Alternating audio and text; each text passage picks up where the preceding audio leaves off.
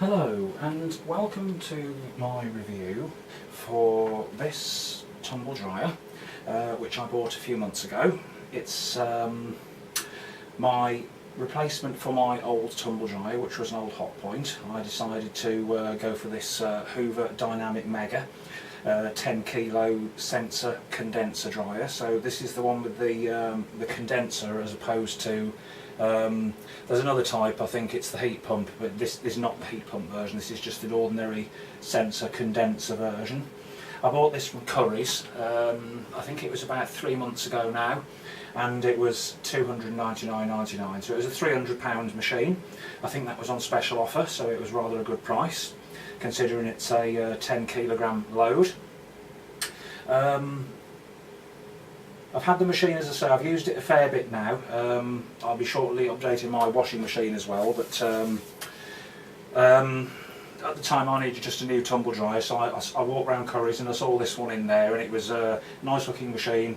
It was a very good price. I like the features on it, and I've just done a load of washing here, which is just about to go in the dryer. So as I'm going to do my drying now, I thought I might do my updated review. I did an original one a few months ago when I first bought it. I'm now getting that's being deleted off my channel, and I'm going to replace it with this one, because obviously I've had it for a little while now, so I can make a bit more of a judgment on what the machine's been like to use.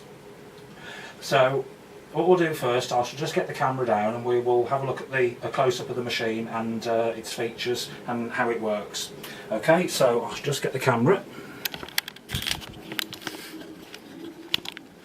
Right, so what we've got is, as I say, this one's in white, and I don't know whether they did it in different colours, but this one is the white version.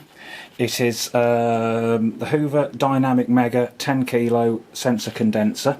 It has the control knob in the centre here with different variations of programs on that you can have, and across here then we have the illuminated display, which shows various different icons and your remaining time.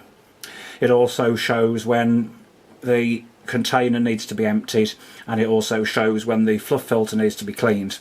So then across here we have the start button, and underneath we have a series of options buttons. It's called the Aquavision because on this model it collects the condensate in the door.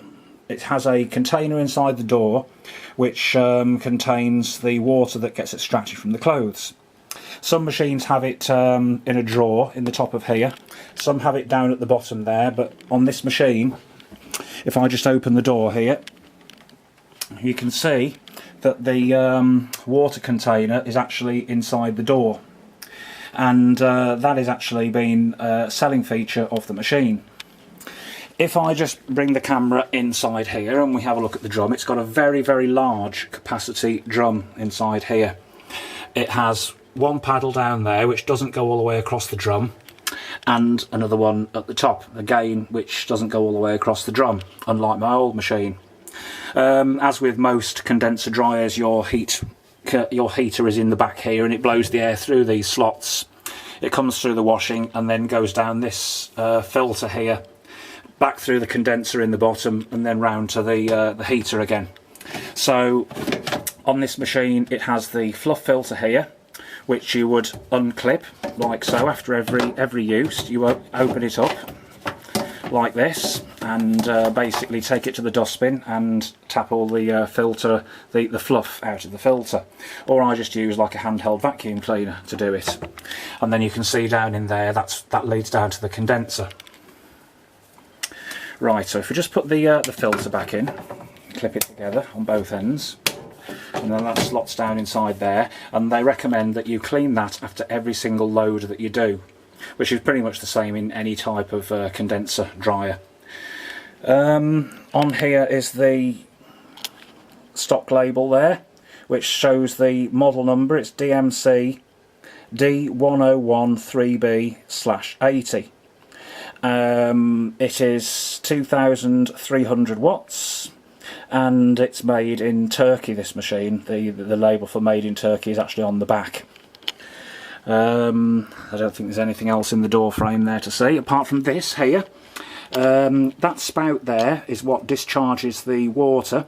Every so often during the drying cycle, the little pump in the bottom will pump out a little reservoir when it gets full of condensate, and that comes out of this little spout here and goes into that hole there basically, and starts to fill up this container. It has a medium mark, a maximum mark, and if it does get over full, there is like a little siphon system on here, which is basically this pipe, and it siphons the water down the outside to this point here, so a little spout there, and that basically siphons the water back down in here, and then what that does, it accumulates in the reservoir at the bottom, and a little light comes on in this display, which basically is that one there, which says that your water's full. The one above that, in the shape of a little globe, that one is the that's the filter clean light. I think if the filter got clogged up, that light would come on to tell you needed to clean the filter. This light here is a cool cycle, basically. Once it's in the last 10 minutes of a cycle, normally it will do a cool down, and that little icon there will come on to say that the heater's no longer on. It's just a cool or airing cycle. This little icon here is the cottons light.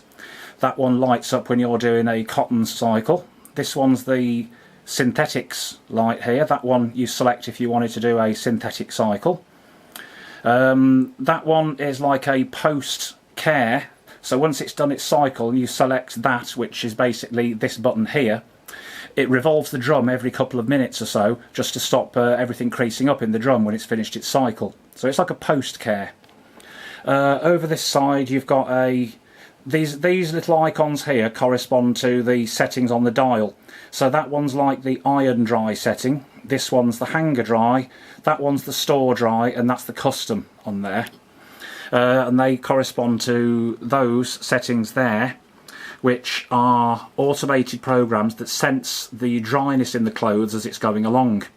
So you can have various different levels of dryness. The driest is store dry, so you take them out of the machine and put them straight back in your cupboard. Hanger dry is just slightly damper, that you hang on a hanger. And iron dry is a little bit damper still, so that you were able to iron it and it would sufficiently get creases out. The all towels one is basically all it says. You just stick a load of cotton towels in there and select that, and it dries them to basically store dry. A memo is where you can select your own program. Usually it's the timed program, and when you select your time program and the amount of time you want, and whether it's synthetics or cotton, you can actually hold those two buttons together and store it in the memory, so that you don't have to keep selecting that every single time. You would just go to the memo. So let's say that you wanted to do a time program of 70 minutes, and you did that a lot, 70 minutes on synthetic. So you'd go to timed, you'd press your little time button here to advance it to the 70-minute mark, and then you would press those two when it started the cycle to store it in the memory. Again, all the instructions are in the instruction manual how to do that.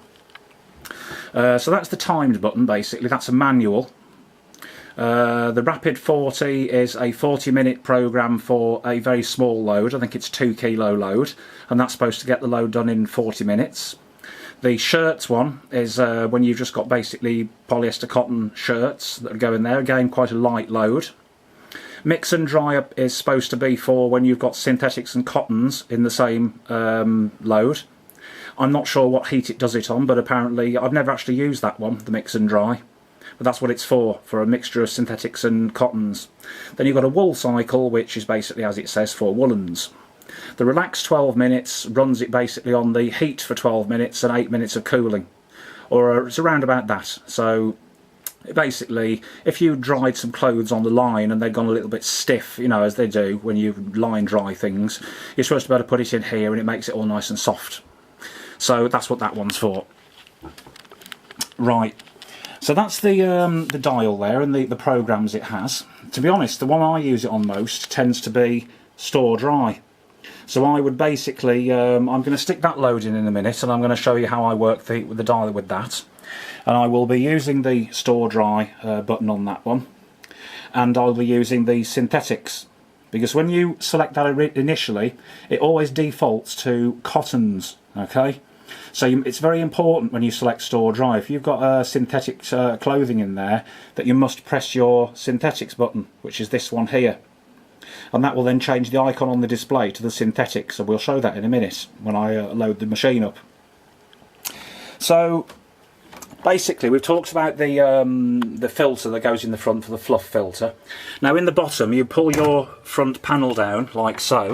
That actually comes off the bottom of the machine. It's not hinged, it will fully remove off the bottom.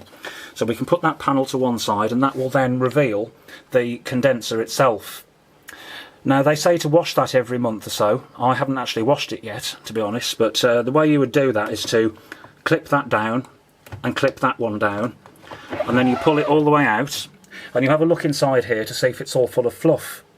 Now this isn't too bad at the moment, but if it was very bad, if it was dirty, then you would pull this out all the way, and sometimes it does leak a little bit of water on the floor, so you have to be prepared for that, to wipe that up afterwards.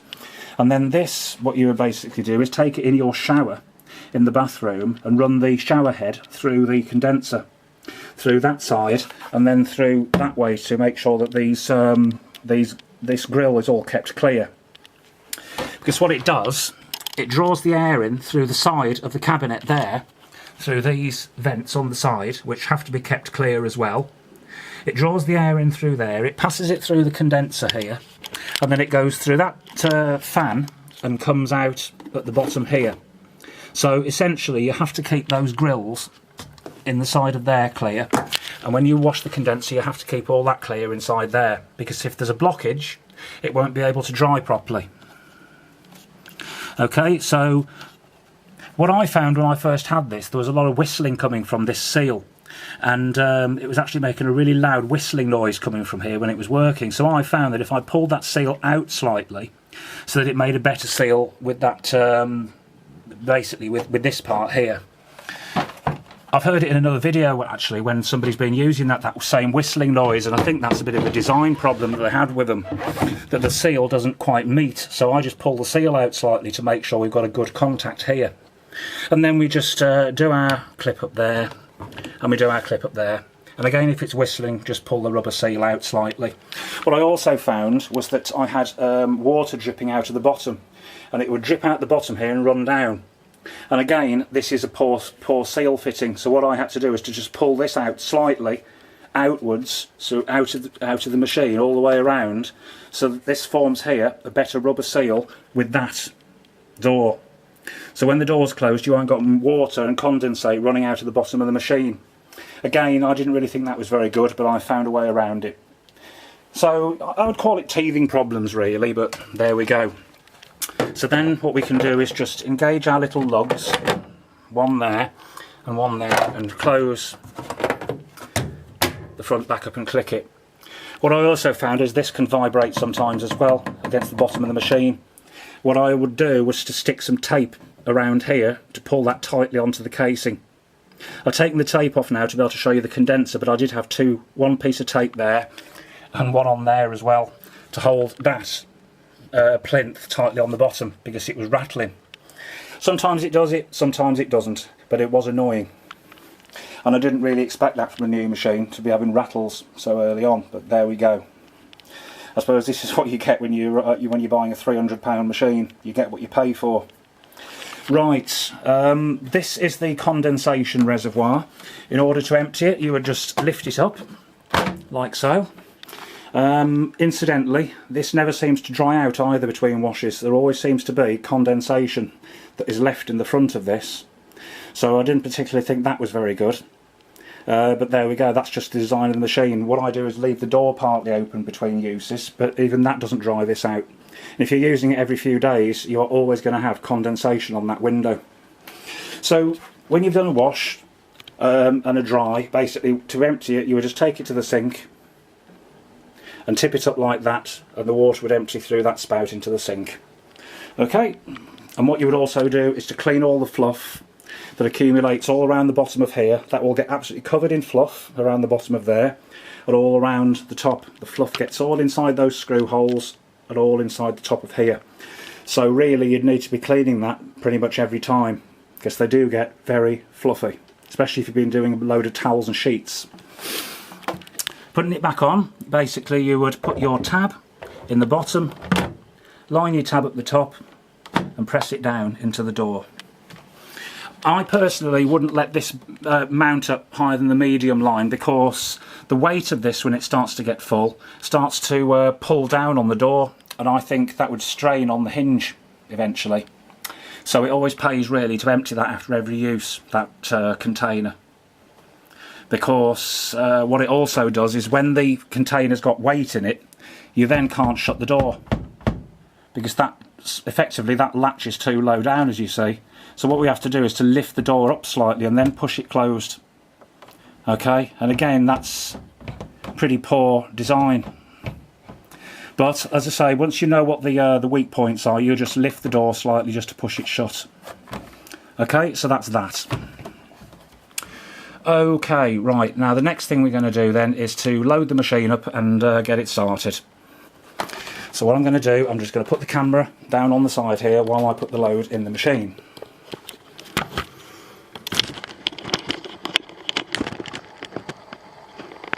Okay. Now in this load I've got a load of synthetics and a load of mixes with synthetics and cotton, like sweatshirts and socks and jogging bottoms and things like that. So I'm going to put them all inside the drum.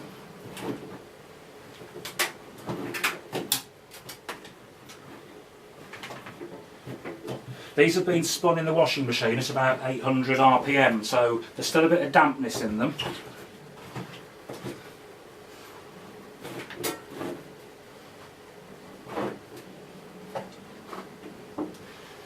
Right, so that's all the washing in the machine. In the dryer, should I say. Now we're going to lift the door slightly, push it closed, like so, until it clicks. Quite easy to do once you learn to do that little bit of a lifting procedure. So now what we're going to do is we're going to turn it on. So what I'm going to do is I'm going to have a store dry, and I'm going to select the synthetics. So I would turn that knob around until it aligns with the store dry. Okay, there we go. And then what we get on the display is it gives you an estimated remaining time, which flashes there, of 3 hours 55, and we're getting the store dry icon light up there. Also we're getting it defaulting to cottons. Now because I want a low heat, because I've got synthetics in there, I know it'll take me a little bit longer to do, but I want the synthetics low heat on, so I will press that button there, which effectively then changes that to low heat. Okay, and now it's changed its estimated the time to 1 hour 50, and as it goes along it changes that time. Sometimes within 10 minutes of starting, that can go to 15 minutes remaining, and it'll sit on there for another good half an hour on just 15 minutes.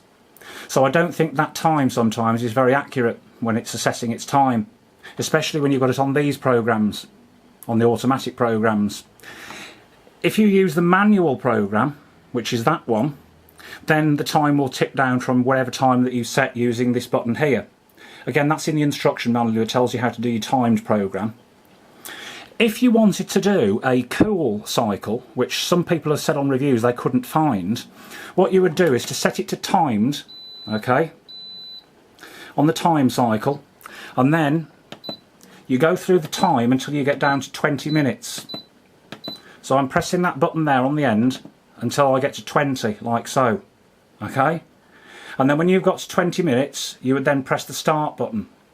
And that would start up with this symbol here illuminated.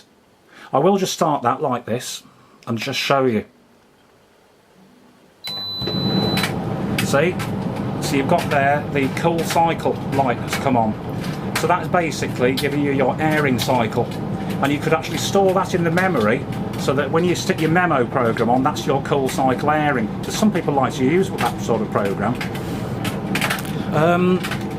In order for me to stop that program and do it again, I would need to press and hold this button until it bleeps. And that effectively resets the dryer back to the start. So what we're going to do now is we're going to go back to that store dry program, onto my synthetics like so, and then I'm going to tell it to start the program.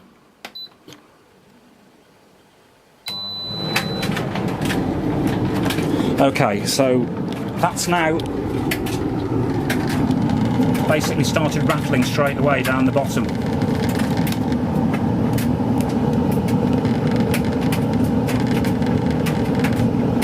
See what I mean about how things rattle on here? What you're getting is air blowing out of that vent there, but it makes this plastic cover rattle against the bottom of the machine. And again, I think that's pretty poor quality control there, where these don't fit properly against the side and they rattle. So I have to put my plastic tape back on here to sellotape that back to the side of the machine again, stop it doing it. So there we can see the washing going round inside. Now what happens is there's a reverse action every 5 minutes. It does 5 minutes of this direction, and then it'll do 1 minute in the reverse direction, and then go back again to doing this one. So what I've also found is when you're doing, let's say you're doing some cotton bed sheets in there, or large items such as that, they do tend to get clumped up into a ball and just roll around in the bottom of the drum. So really you need to do a bit of a bigger load than that, so I'll tend to put bed sheets in with towels to stop that happening. It is a bit of a nuisance if you want to try and do a set of bed sheets on their own, because it will bunch up at the bottom and just roll around in a ball. But with a large load like this, it isn't normally a problem. What you get eventually is that this entire door will steam up like this, and you won't be able to see anything that's going on inside there. And every sort of 10-15 minutes, it'll put water from that spout into the bottom of this container here, and then basically carry on like that until it's got to the end of the cycle, and then it bleeps at you. I have got a demo of this running for a little bit longer on my channel, but for this review I'm not going to have a long period of time with the camera just pointing at the drum. Basically this is to say how I found the machine in the first few months of use. There have been a few snags with it, but I've usually found a way around it, and I don't expect perfection with a £300 machine. There's always going to be problems when you're paying so little for something, and unfortunately this machine has got those few little niggles. But for the money it costs, £300, it's not too bad, I suppose. But you've got to just bear in mind that sometimes you might not have one that rattles, but unfortunately that's just the way it's been with this machine. So anyway, other than that, there hasn't been too many other issues with it. As long as you empty the container after every use, clean the filter, clean that condenser in the bottom every I would say every couple of months maybe, or more if you use it more. If you've got pets in the house, or a lot of cat hairs and dog hairs on your items, you might have to clean the condenser more. But it dries the clothes very well. There hasn't been an issue with that. It's when it's finished its cycle, they're usually as dry as it says that they're going to be, unless it's bed sheets, in which case it can bunch up at the bottom and then finish the cycle too early because it thinks it's dry. And when you take them out, they're still in a ball and they're wet. But that essentially is the basic review of this machine so far. I might do another review in a year's time if any other problems come to light. But I hope you enjoyed watching this review, and if you're planning on buying one of these, I would say, yeah, okay, they are worth the money, I suppose, for £300, but I wouldn't go paying any more than that. As I say, it's made in Turkey, it's not the best quality in the world. It probably lasts you a few years and then you'll buy another one. So the Hoover Dynamic Mega 10 kilo sensor condenser dryer, that's been reviewed by me here, and we're going to end this review, and I'll see you on the next one. Bye for now.